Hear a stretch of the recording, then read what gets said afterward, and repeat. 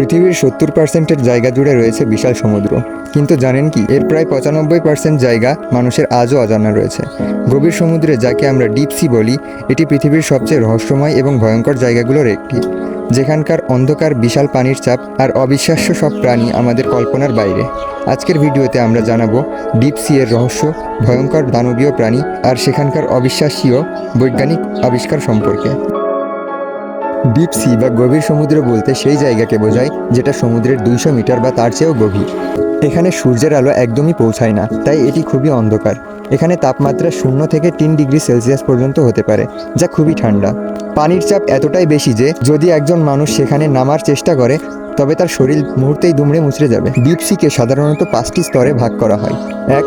Sunlight zone, 0 থেকে 200 metre. এখানে সূর্যের আলো পৌঁছায়, তাই এখানে মাছ এবং কোরাল রিফ দেখা যায়। 2. টুইলাইট জোন, 200 থেকে 1000 মিটার। আলো খুবই কম থাকে, এখানে বিচিত্র জীব দেখা যায়। 3. মিডনাইট জোন, 1000 থেকে 4000 মিটার। সম্পূর্ণ অন্ধকার এবং অদ্ভুত প্রাণী সম্পূর্ণ এখানে বসবাস করে। 4. অ্যাবাইসাল জোন, 4000 থেকে 6000 মিটার। চরম ঠান্ডা এবং ভয়ানক চাপযুক্ত অঞ্চল। 5. হ্যাডাল জোন, 6000 মিটার বা তার চেয়েও গভীর। এখানে খুব বেশি প্রাণী টিকে থাকতে পারে না। ডিপ সিতে এমন কিছু প্রাণী রয়েছে যেগুলো দেখতে একেবারেই ভিন গ্রহের এলিয়েনের মতো। কিছু উল্লেখযোগ্য প্রাণী আমরা আলোচনা করি। 1. অ্যাঙ্গুলার ফিশ, এর মাথায় উজ্জ্বল আলো থাকে, যা দিয়ে সে নিজের শিকারকে আকর্ষণ করতে পারে। 2. গোবলিন শার্ক, দেখতে খুবই ভয়ঙ্কর। মুখ থেকে ধারালো দাঁত বেরিয়ে আসে শিকার করার সময়। নাম্বার 3. ডিম্বো অক্টোপাস, এটি দেখতে কার্টুনের মতো, কিন্তু এটা পানির প্রায় 13,000 ফুট নিচেও বসবাস করতে পারে। নাম্বার 4.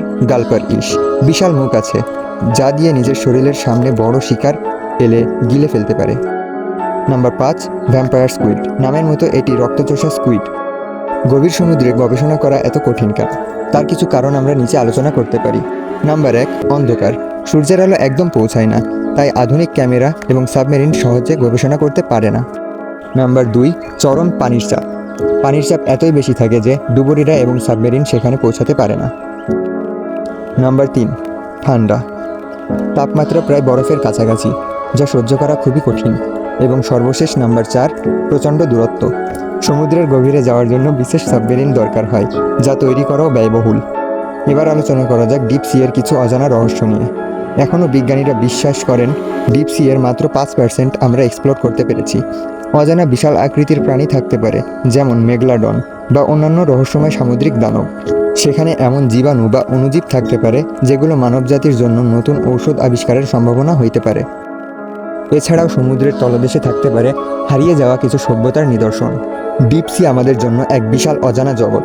বিজ্ঞানীরা প্রতিদিন নতুন নতুন জিনিস আবিষ্কার করছেন, আর ভবিষ্যতে হয়তো আমরা এমন কিছু তথ্য জানতে পারবো যা আমাদের কল্পনারও বাইরে। গভীর সমুদ্রে কি এলিয়েন থাকতে পারে? এর চেয়েও বেশি রহস্যময় কিছু কথা। কমেন্টে তোমাদের মতামত জানিও।